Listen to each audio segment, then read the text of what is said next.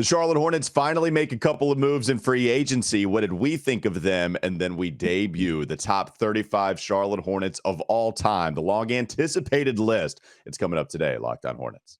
We're Locked On Hornets, part of the Locked On Podcast Network. Your team every day. In a minute, cuz we live.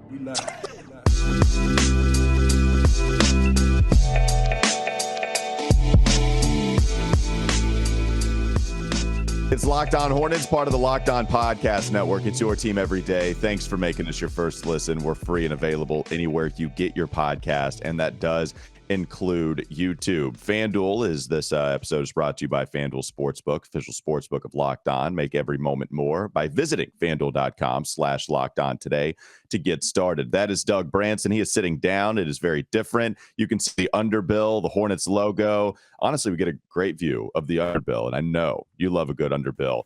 Real quickly, find his work on his substack, everyhornetsboxscore.com. Well, not real quickly. Stay there a while. I mean, lounge, give me a cup, pay for a cup of coffee while you're there. I mean, come on. That's true. Yeah, I was just going to try to say that quickly. Actually spend a long time on everyhornetsboxscore.com. Why the less enthusiasm? Just not feeling it today? I know I'm definitely feeling it. I mean, we've got some big signings to talk about. Okay, we've got some exciting quotes from some new owners to talk about. I am pumped. I'm stoked. But I worked out. And I don't know if you've ever worked out recently or ever, Walker, but I don't advise it. I worked out. Did a few too many squats. It's difficult to stand. It's difficult to sit. It's difficult to exist right now. I'm doing my best. I'm probably never going to work out again, but I'm sitting instead of standing today. Wait, you don't work out and then you decided to start with squats? Is that what that sounds like an awful idea. Well, you download these apps and they get you all excited about what you can and can't do, and they overpromise and then your body can't deliver. That's where I'm at right now. So listen, mistakes have been made, but here we are, and I'm ready to do this show. I'm just excited as I am normal. I started standing up. I used to sit down. I stood up so that I could get a little bit more energy into the show. I think mission accomplished. But I think I can. I'm going to see if I can translate it. If I can translate it from the top floor of the building down to the basement, we'll see. All right, sounds good. Let's talk about a couple of these free agent signings. And yes, I did say multiple. The Charlotte Hornets signed multiple dudes. Doug Branson. I guess that is breaking news. Like that deserves it deserves the DJ air horn. I think I have a breaking news sounder. Yeah, it deserves all of that. All of it. The fact that there are multiple guys that they have signed. A couple of days ago, President of Basketball Operations and General Manager Mitch Kupchak announced that the Hornets had signed free agent guard Frank Ntilikina. Frankie Smokes, you might know him as. The team policy terms of the deal were not disclosed then. I don't know if those details have been released since, but we can tell you a little bit about his experience. He's appeared in over 300 games. He has 65 starts under his belt over the past 6 NBA seasons.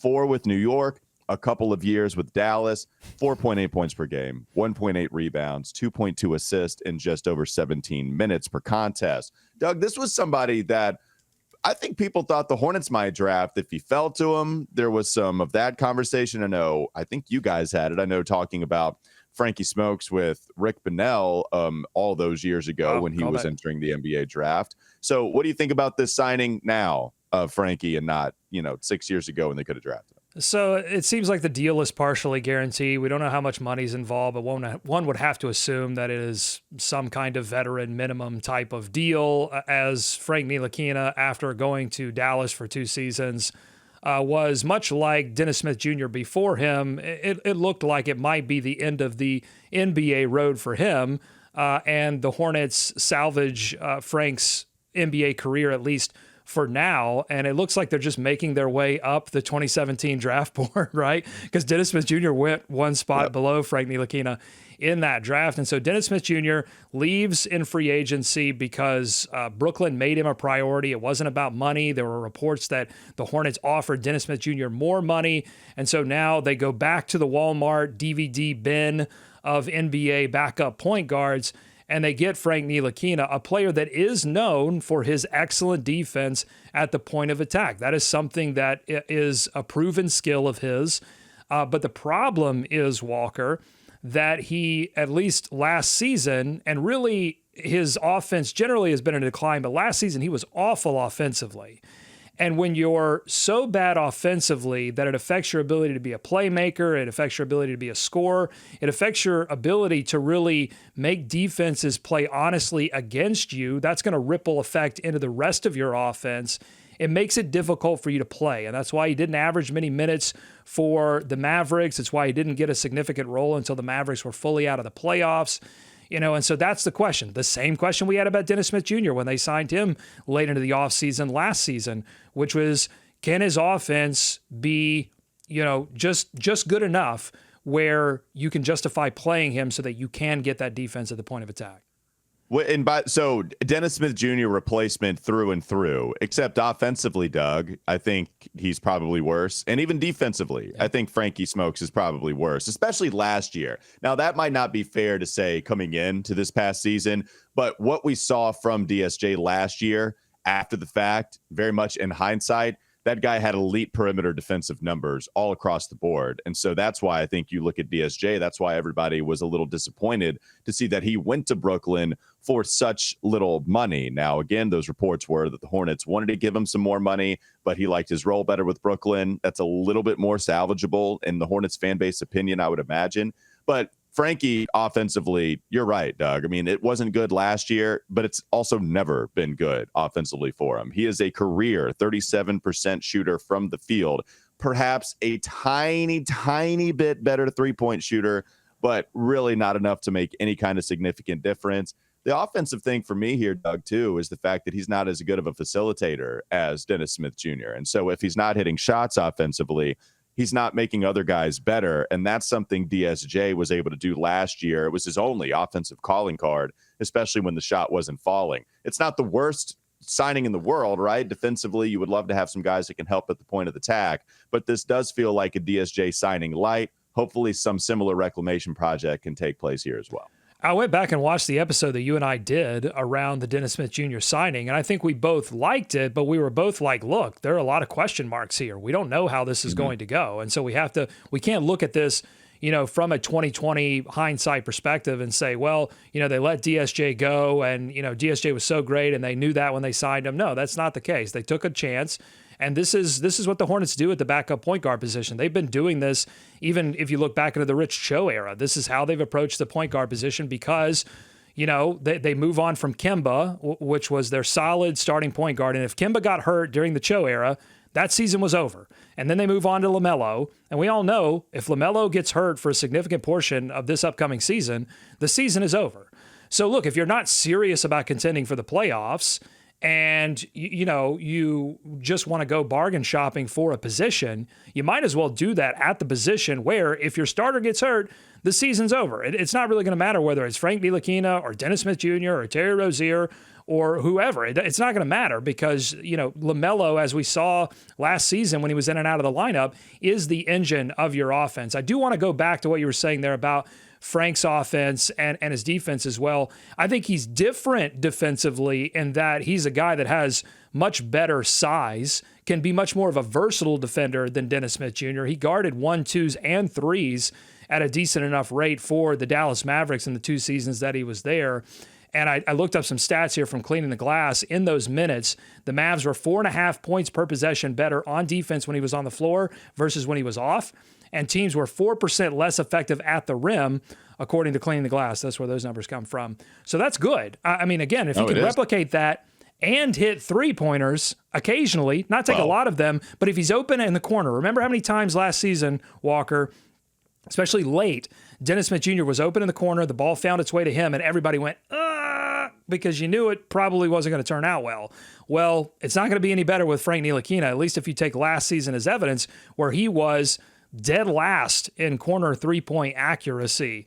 And so that's going to be the big question. Can he hit enough shots to, justify his existence within that rotation?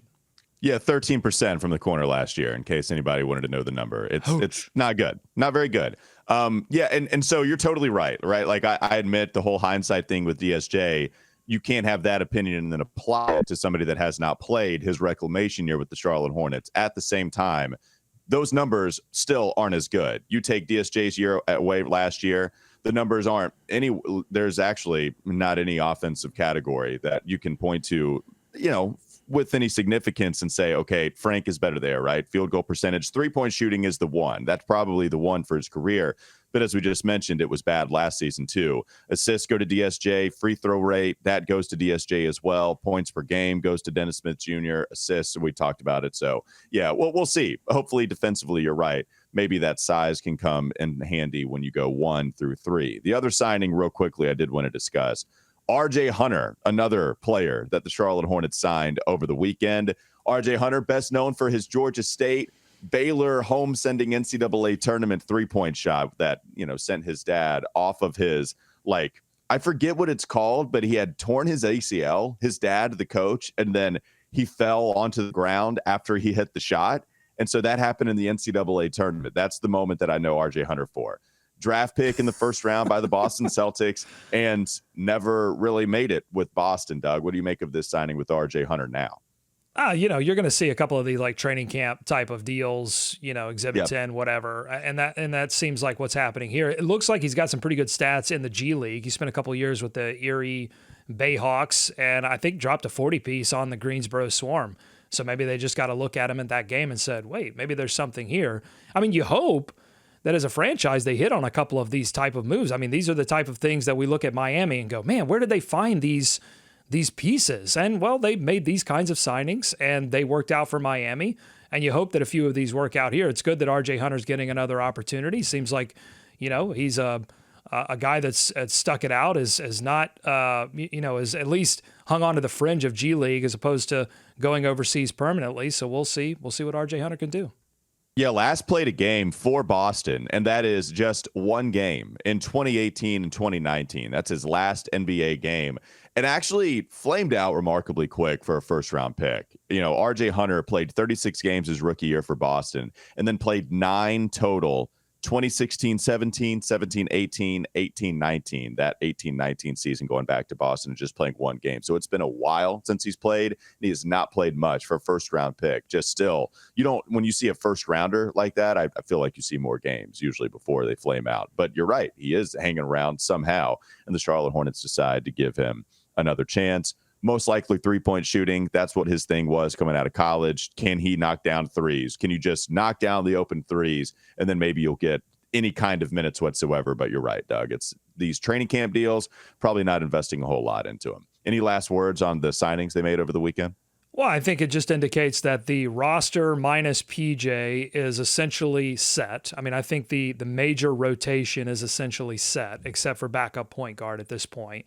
And so any signings you see moving, towards the season are really just going to be about getting guys in training camp that are going to challenge your major rotation pieces and get everybody ready to go. But I don't think that this is a team that is serious about contending in the Eastern Conference. I think this is a team that feels like, hey, we've got some young pieces. We've got a new ownership group. We want to evaluate what we have. And then maybe in the next couple of years, make some more serious moves. All right, sounds good. Couple of perimeter helpers that you would think, at least with Frankie Smokes more so, and then a training camp guy. And RJ Hunter, we'll see what happens with him.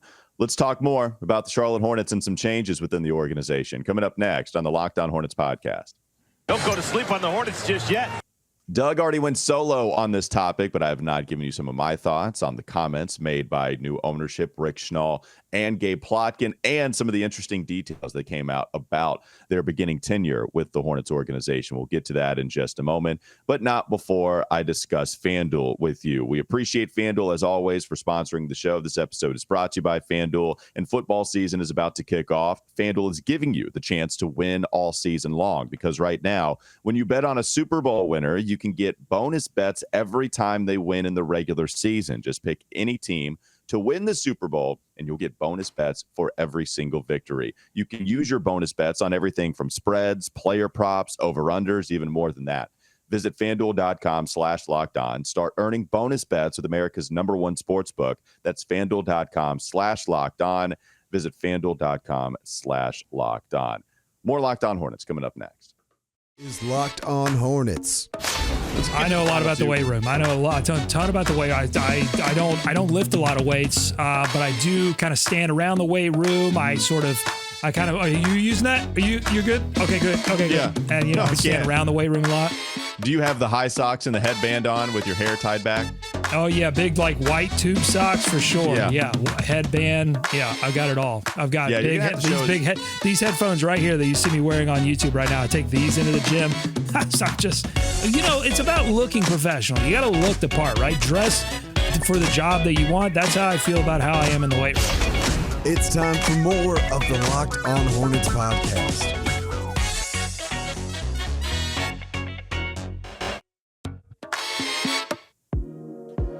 Doug, so we got first media availability, first press conference from Rick Schnall and Gabe Plotkin. Speaking after the sale was finalized, we got the NBA Board of Governors to approve on it, except for James Dolan, the only one that voted against the sale. But besides James Dolan voting against the sale, everybody else seemed to be okay with it.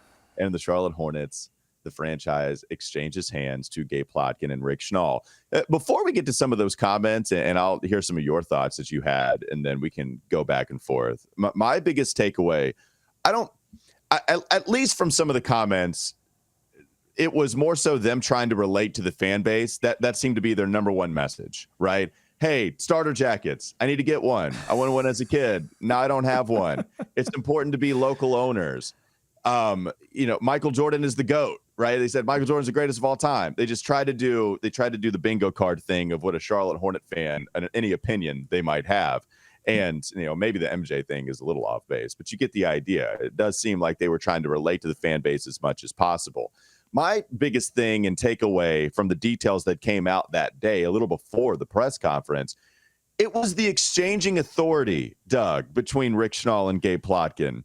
Help me make sense of this, right? Because I don't know. I know that ownership groups come together and purchase teams frequently. You have a majority owner, for sure. We can go to the Carolina Panthers. David Tepper, when you're that rich, you can just buy the whole team yourself, and you don't need any minority owners. You don't need a whole group. If you're Steve Ballmer buying the Clippers, same deal there. But when you're Gabe Plotkin and your reported net worth, which can be wonky for sure, but your reported net worth is $400 million. Rick Schnall, I think, is around the same. Then you need to put together a group in order to purchase an NBA team if that is the goal that you intend to reach. But Rick Schnall, for the first 5 years, is going to have control, Doug. Rick Schnall, for the first 5 years, is going to have at least the decision-making control, and then it'll exchange hands to Gabe Plotkin the next 5 years, and then we're just going to be going back and forth. Look, I don't know what kind of precedent this has. I don't know if there are any other teams that operate this way. And this is an ignorant question from me, right? This is not me trying to prove a point. Oh, this is so terrible. This is the worst thing ever. I'm just generally curious. Do other teams operate this way where in 5 years, another owner will have 51%? Like, will he get final say? They probably won't operate that way. It's probably something to do with the finances. Wish we would have got more clarity around that during the press conference. What say you on that way of thinking and the way that is divided up, Doug? It's interesting. I don't know if it's necessarily unprecedented. I know there are more than 10 NBA franchises that are not sole owned. That are, I think it's close to 13, almost half of the franchises are not solely owned by one individual, and so you have multiple. And I'm talking, I'm sure there are minority stakes all across the league, but I'm talking about, significant minority stakeholders. I think it's a bigger number, but I don't know the answer to your question in terms of, the 5-year handoff situation. I think it's interesting when you have two personalities at the helm. How is that going to work? Will it work? And Rick Schnall seemed to make it sound like that it was a feature, not a bug, that they wanted to, do it together so that it was more fun to make those kind of decisions together as opposed to one person having it. I think it was also about financial considerations of finding the funding in order to, that's the thing is these franchises, as the valuations go up, there are just going to be less and less people that have the funding ability to take sole control over a franchise. So I think you're going to see more of these kind of arrangements.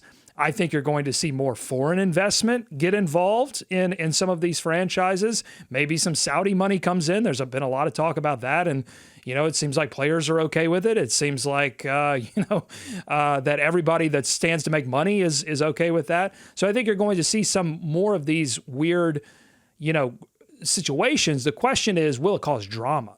Will it impact the ability for this ownership group to come together and make the right decision? Because when you have one person, then, those decisions get made very easily, and then exactly who to blame or who to praise if those decisions go right. But when you have two people, the story is going to be, all right, was this a Schnall call, or was this, a Plotkin maneuver?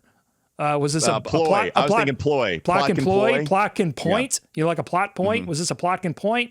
Was this a Schnall call? We're going to have those discussions. I can see the gears grinding in the head. You were close, right? I was trying. Call, Plotkin maneuver. Yeah, I was trying. I was doing my best there to land the plane. It was a little bit of a crash landing, but everyone on board. No one was hurt. The engine's caught on fire right there at the end, but we made it happen. The point is solely landing. You went in the Hudson. It's fine. That's right. I needed a co-pilot. That's it. That's the whole point. A co-pilot, you're a little bit safer, but it can get more interesting, and I think that's the question. Does it get interesting as we move forward? I wanted to get the wording right here. It was reported by Rod Boone ahead of the press conference. Plotkin and Schnall will serve as co-chairman of HSE, Hornet Sports and Entertainment, and they will rotate the team's governorship every 5 years, beginning with Schnall. Just wanted to get the wording correct there. And honestly, I don't care. If they want to do it together, if they want to hand off every 5 years, if they want to hand off every 3 years, if they want to go into Michael Jordan's office and put a big piece of yellow tape or down the middle and you get one half of the office and you get the other half of the office and it's like a sitcom situation, I don't care. As long as Schnall and Plotkin invest in this team, both from a player talent perspective, which I think is going to come if I'm, evaluating this press conference, it seems like that portion of the investment is going to come later. They're going to be more patient with actually getting the checkbook out to bring in, to make trades or bring in free agents. But I want to see investment across the board in player development and making this a first class, world class, best in class, whatever class you want, kind of organization that they do a reputation reset, that everyone around the league stops saying that the Charlotte Hornets are cheap. And they're like, no, once Schnall and Plotkin came in, the hotels got better, the accommodations got better, the facilities got better. They've got a new practice facility that's top of the line. That's the kind of thing I want to see so that the Hornets move from irrelevant to joke to actual legitimate franchise. I want to pin every 5 years against one another to truly find out who is the best governor. Is it going to be Rick Schnall or is it going to be Gabe Plotkin? Because I'm absolutely going to make that joke. In 15 years, Doug, if we're still doing this podcast 20 years from now, we have two separate stints of each of these owners being at the helm for those 5 years at a time. I want to see how they performed with each guy as the lead governor. That's going to be fascinating. Well, you just make a good point there. 5 years. It's not a long time. It's only 5 seasons, and a lot can change in 5 seasons, but a lot cannot change in 5 seasons too. And so, even though it's going to change hands, I think a lot is going to ride on these first 5 seasons because Hornets fans, they can talk about starter jackets and joking around about being at Michael Jordan basketball camps. I honestly don't think the Hornets fan base really cares about any of that. I don't even think they care at this point about them being local owners. I don't really think they care about J. Cole or Eric Church or whatever. Here's what they care about. They like to see this franchise win a playoff series, before they die. It's been 21 years since they've won a playoff series. They want to see this team win. And it doesn't matter if they're from South Florida or New York. None of that matters. Starter jackets, I don't care about any of that. Just deliver winning basketball and everybody will come back. That's it. Totally agree. I think most of the fan base would as well. Finishing up some of the comments here. They did talk about Bally Sports. I don't know how much you shared on this, Doug, but Schnall on the future with Bally. Schnall said, we actually don't know the answer to that question on the future with Bally Sports. We're under contract with them through 2025 and 26. We expect them to live up to that. They are under Chapter 11. Time will tell exactly where people will be able to watch those games. It's the worst and then Schnall chapter. says they expect Bally Sports to fulfill its contract to broadcast Hornets games through that 2025-26 contract year. And then he said, if not, quote, we will have alternative plans. What did you make of those comments? What did you share a couple days ago? It's the worst chapter. You chapters 1 through 10, totally fine. Once you get to chapter 11, that's no good. No bueno. I want to have, actually, I'd like to take a whole episode later this week, maybe, or next week, and talk about the Bally's thing as it relates to the Hornets, but also just the future of consuming NBA basketball, because I think there are very interesting discussions to have about the state of the game, the TV contracts that have been, again, these TV contracts, same thing as the franchise valuations. They've just been going up, up, up, up, up. But at some point, right, with the Bally's bankruptcy, at some point, I just feel like the TV people will say, okay, I don't know that I'm getting everything that I'm paying for here. And so maybe we got to rethink all of this. It would, and these things always crumble much more suddenly than we think they will. And that's going to have an effect on NBA salaries. It's going to have an effect on possibly the number of games that are broadcast. It's just, I think the future of the game right now, everything seems hunky-dory. Everybody's like locked into 82 games. There's a midseason tournament now, playoffs, the length of the playoffs. Everybody's kind of locked into that. And at some point, though, I feel like if the well dries up on NBA TV contracts, then everybody's got to rethink everything. Last comment, you talked about the arena and some of the upgrades. Schnall said. That's going to be tough. Said that the arena, it's going to be much better when Plotkin takes over. Plotkin said much easier to say than Schnall said. Schnall commented, and he said that the arena will look, quote, overwhelmingly different in 2 to 3 years. Back of the house renovations will begin this summer with more front-facing renovations next summer. And then they were adamant that the Hornets will eventually build a state-of-the-art standalone practice facility. We know about the contract, the new site in place as well. So just a couple of comments to finish up on there, and thought it was totally fine. That's my take on it. Overall, press conference, nothing crazy. The Bally Sports, I don't know where that's going. That seems to be a little problematic, especially because Bally is so awful. But that we'll see how all that is going to be taken care of. Any final comments before we move on? They didn't lose the press conference, but they didn't say anything that I think is going to fundamentally change the conversation, the narrative around the Charlotte Hornets. Not at all. This is not going to be, and I said this during the live show, but I'll say it again. Here's what I was looking for. Is this going to be a situation where they are stewards of a business, of their valuation, of their franchise valuation, making sure that all of the owners 5, 10, 15 years from now are getting big paychecks? Or is this going to be a Matt Ishbia taking over the Phoenix Suns situation where it's like, no, this guy's coming in to like revolutionize how everything's done, how everything's being done. He's gonna open up the wallet as much as he can to go out there and find the best talent. And it seems like it's going to be the former and not the latter, that this is a transition, a stewardship from Michael Jordan, who does still have a minority stake in the franchise, to these two individuals with close relationships to Jordan and with a mindset, a business mindset. This is not a lifelong fan of the Charlotte Hornets takes over team and decides to do it their way and they're going all out. It's not a Mark Cuban taking over the Mavericks situation. It's not Ishbia. This is going to be, I think, boring, but boring can still win, if they're willing to do some of the things, both in terms of investing in players, but also making this an organization that players actually want to come to, but it's going to take time. We'll talk plenty more about it as we go on. It's going to be weird, though, to get any progress because ownership progress happens over a long time. So we'll see exactly when we're able to have some of those checkpoints where we deem fit and say, this is something ownership is doing well. This is something ownership is not doing well. One more segment to go. Let's get to the good stuff coming up next on the Locked On Hornets podcast. Don't go to sleep on the Hornets just yet. The Hornets are celebrating their 35th anniversary in existence this year. Last time we did a list, they were celebrating their 30th anniversary. We did the top 30 Hornets of all time. We brought it out again. We're giving you the top 35 Hornets of all time, and Doug is giving you the top 35 Hornets nicknames of all time. It's coming up in the final segment on Locked On Hornets. This is Locked On Hornets. please. You think I'm a rookie? I'm not answering that 5 games in. What are you talking about? What do you think? Oh yeah, do you want me to go ahead and dance for you? I'm not a puppet, all right? I'm not saying that one of these guys is the right pick after 5 summer league games for Brandon Miller. This is me being a puppet. I'll absolutely be your puppet. It's time for more of the Locked On Hornets podcast.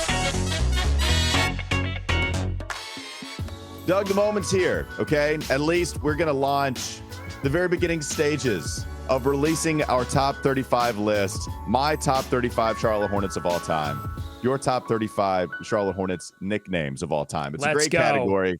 I know you were trying to figure out another list to bring to the table. Last time we did this, you basically just stole a list on the best beers in Charlotte, and it was the top 30, and then you were reading someone else's work as I was giving you the top 30 Hornets list. But this is your work, and from what I understand, you've worked very hard on this list. That's why I'm sitting. I mean, yeah, it was the workout, but also I was working out this list. It took a lot out of me physically, mentally, emotionally to figure out these nicknames.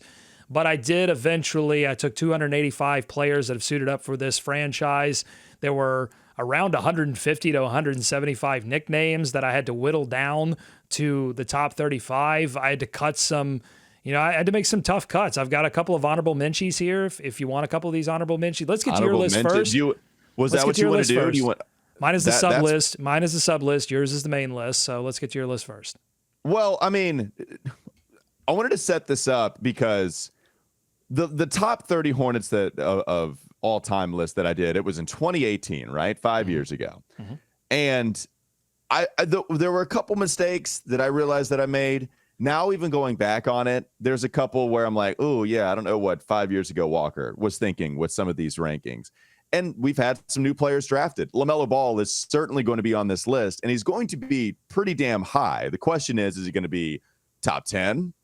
Is it already that time for somebody like LaMelo to be top 10? Wow. Is he going to be right on the outside? Huge decision. I mean, yeah. So LaMelo Ball is going to be a monster decision, but we won't get to him until later on because, I mean, I think he's pretty high up on the list already. And then, Doug, like, if we just want to talk about the elephant in the room, the Miles Bridges decision is looming large here. Is this something where because the guy missed an entire season because he was arrested for felony domestic violence, do we not include him at all?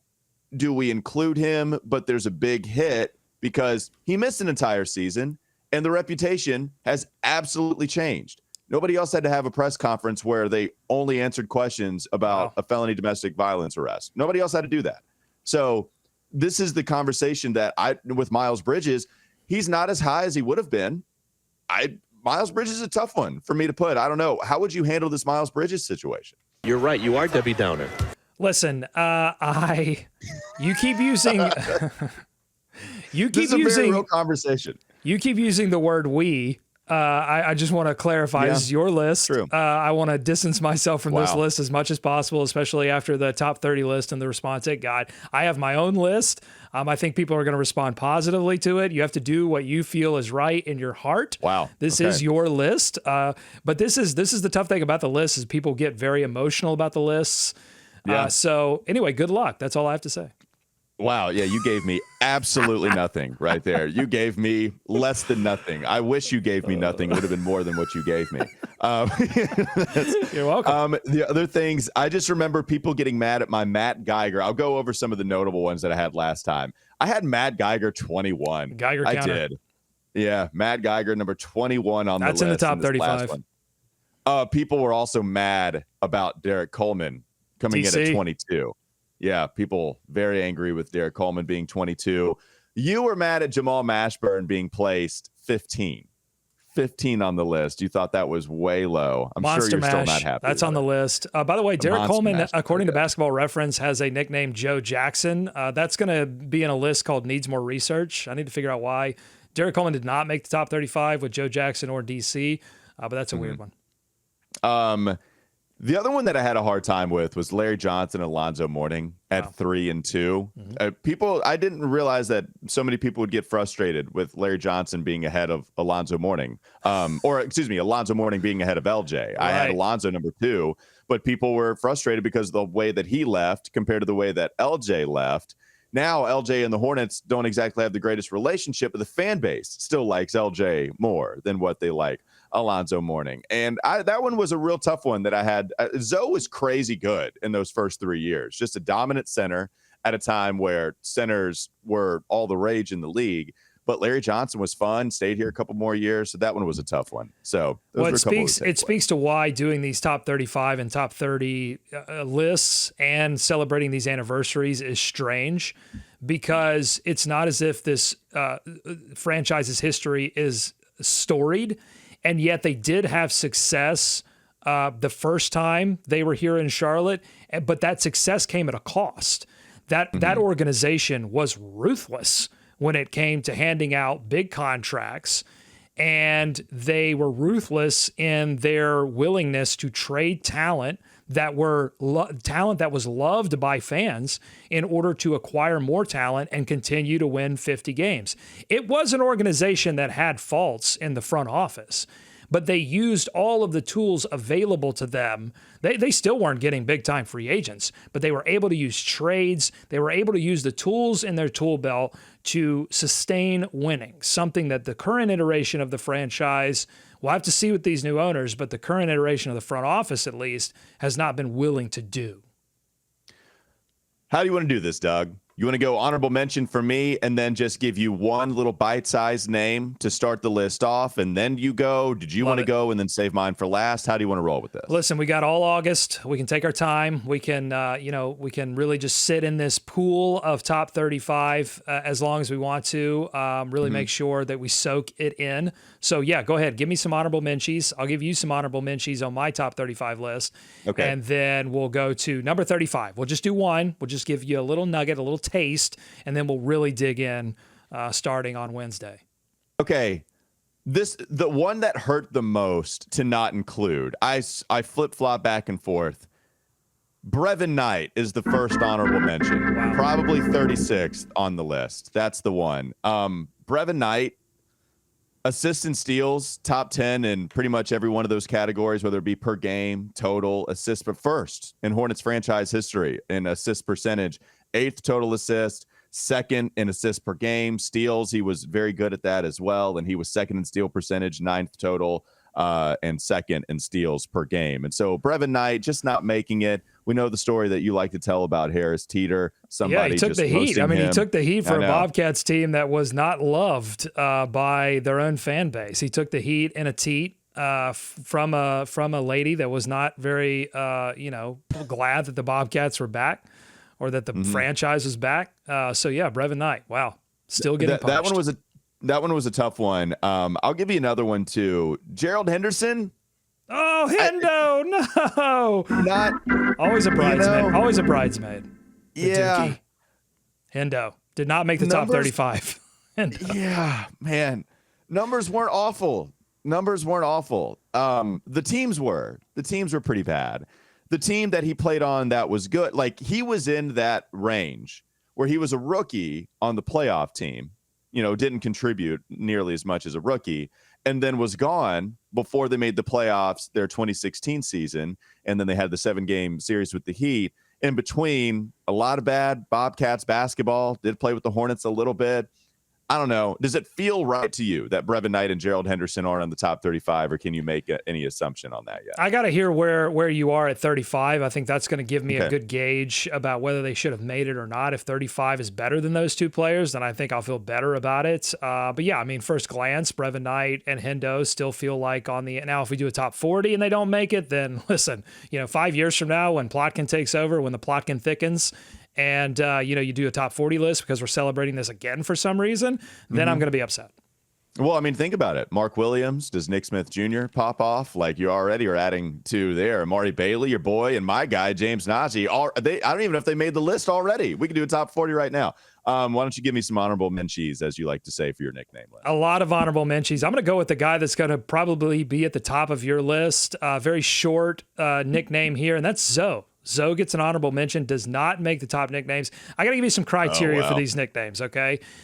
For the shortening of the names, it has to be like a cool shortening of the name. And I just didn't feel like Zoe quite got there for Alonzo Mourning. But also, I took into account how well the player played. Did they deserve the nickname? I like creative nicknames.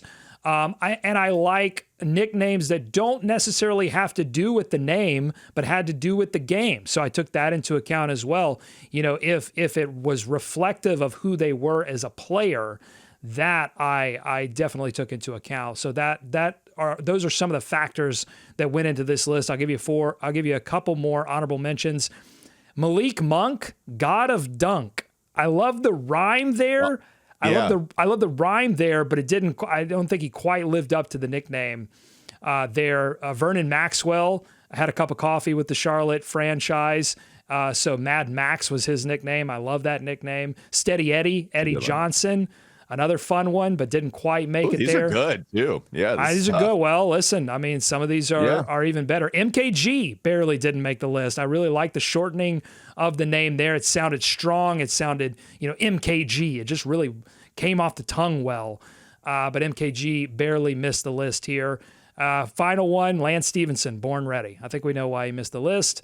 He wasn't quite born ready to play for the Charlotte Hornets, but it's a fun nickname. So but I love it though. But born ready is such a great nickname. All right, do we just go ahead and start this thing off with one? Just give you one taste? The top 35, the 35th best player in Charlotte Hornets history or Charlotte franchise history is Cody Zeller. Whoa! God Zeller. Wow. Cody Zeller makes the list. I wanted to put him higher. Part of this is what the fan base thinks of Cody Zeller. It's still my list with a twist, maybe a little influence of Hornets fandom. So with Cody Zeller, 4th all time in games played for the Charlotte basketball franchise. Played the 4th most games ever, Doug, this franchise. Top 5, top 10 in the categories you might think. Rebounds and defensive rebounds, he's 5th. And offensive rebounds, he's 3rd. Total, he's 4th all time. If you look at the amount of blocks, he's 6th all time on the franchise list in total blocks, outside of Eldon Campbell, Gerald Wallace, a couple of other players that are going to be ahead of him as well. I think also this speaks to the whole, does a lot of stuff that isn't in the box score. We can go to the record, and I know that's your favorite. We can go to the record of that playoff team, or maybe it was the year after the playoff team when he played like 30 games, something like that, right? 33. So yes, him only playing 33 games in one of those seasons. It's why he's so late. It's why he's so early on the list, I guess, however you want to look at this. But also that year, remember how they went like 3-17 in a 20-game span? And maybe it was a different year I'm not thinking of, but you get the idea. Mm-hmm. Cody Zeller helped them win basketball games. I think he was underrated. I wanted him to be on the list for how long he played. And also, the other thing is just a little bit of narrative moment here. Not the totally wrong pick in a Rich Cho era. No. When you go back and look at that draft, Cody Zeller going where he was, unless you want to do something stupid and compare him to like Giannis. Yes, Giannis should have been the number 1 overall pick, no doubt about it.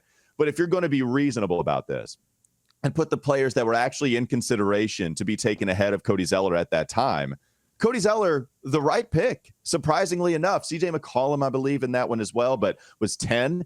So Cody Zeller, 35. What are your thoughts?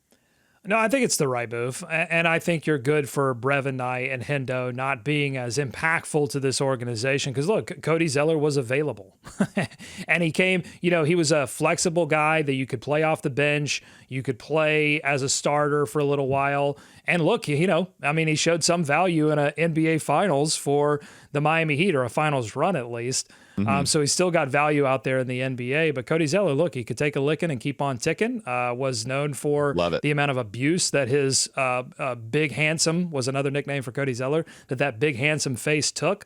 He took a bruising for this franchise, and for that, he at least deserves to be top 35.